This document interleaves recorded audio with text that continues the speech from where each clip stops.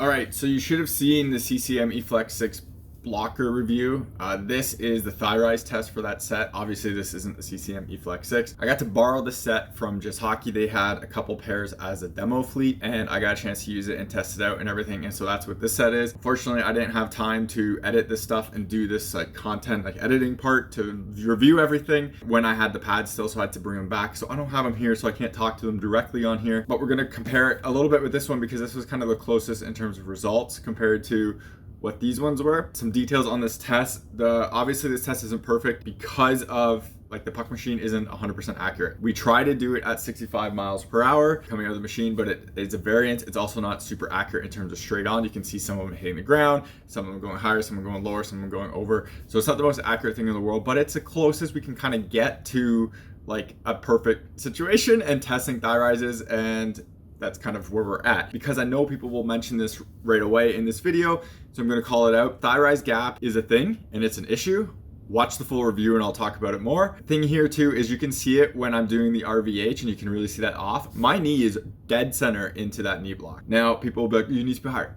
My knee was dead center into that knee block when doing this test, and I made sure of it. These pads, when I actually wore them for the review, are too big because of how the boot sits and the strapping is. So they're a 34.2. I would probably need a 33.2 on these to make them work right when on ice.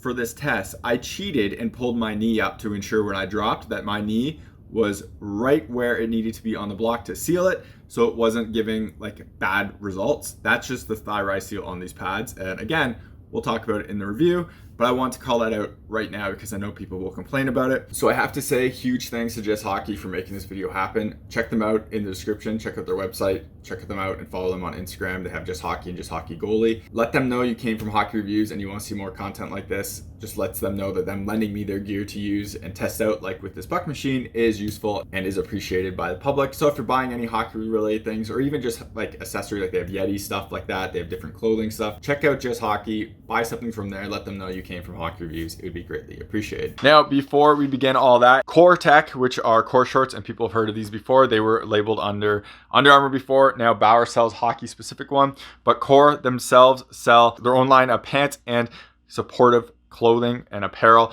Basically, this stuff helps you with growing strains, growing pulls, and helps keep your hips tight and everything like that. And speaking of injuries, I kind of pulled a growing playing in the playoffs a few months ago and have had to keep using these Core Tech shorts to make sure my growing doesn't get worse. When I don't wear them, I can feel it and it hurts kind of to walk the next day. With these, keeps everything nice and tight and keeps everything from stretching out too far and getting injured. So these have been a huge savior for me. Check out the link in the description to their website and use my coupon code that's in there to get a discount, and I'll put it on the screen here. It helps support myself and the channel so I can make content and doing real reviews, but also you get a solid product that I use all the time and basically am needed in order to keep my growing from falling apart. Otherwise, if you want to support the channel without buying anything, check out the links in the description to Patreon and buy me a coffee. Everything through those links always comes back into the channel so I can keep making more content and doing more reviews.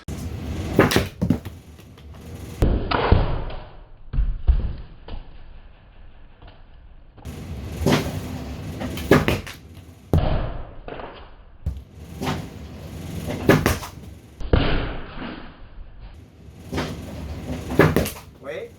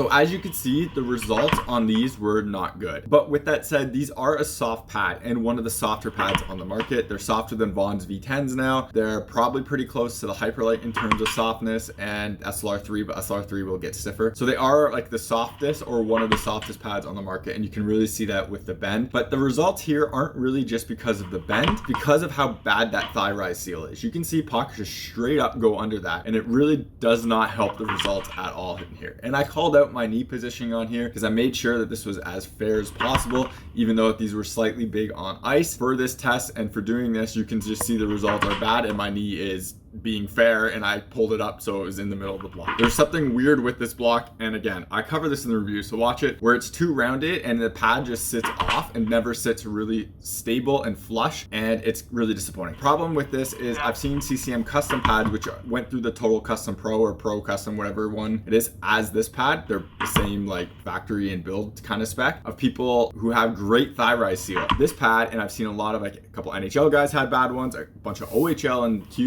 MHL players also had very bad thigh rise seals in their pads. There's kind of the result on this one too. So I don't know if CCM has fixed this, but I have seen some that are much better than this, but I've also seen other ones that are just as bad as this. So unfortunately, it just speaks to the quality control of the pads themselves. Again, these results are not good. And if you really want a soft pad, you're going to get bad results in these tests to begin with, but the seal here is the big problem and one of the concerning parts of that. Maybe their new customs are better than that, but the results just are not good. The interesting thing about CCM pads in general, and it kind of comes here too, the actual core stiffness of the pad, like across the face, is solid. It is a stiff core, and the core doesn't like bend on the corners and kind of flop around like old Warriors did and some like old Vaughns did. It held its own. But because that upper knee break and lower knee break are so soft and the seal is so bad, it was easy for pucks to go through them and go in. Really suggest people watch the full review of these pads because they're kind of interesting, and I feel like CCM missed an opportunity, but we'll go into that in the review. But there's some interesting things and good things going on with these. It's just, as you can see, some things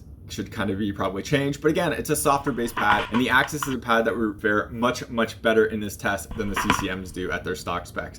Would be interesting to see this pad in full stiff, which CCM's previous stiff pads have been pretty stiff. That might give better results and it would kind of be interesting, but there's no way I'm buying a custom set of these to test it out. So unfortunately, this is the best we're gonna do. Now, if you want to see this test done again with a custom set of CCM gear, let CCM know on social media, like CCM Goalie.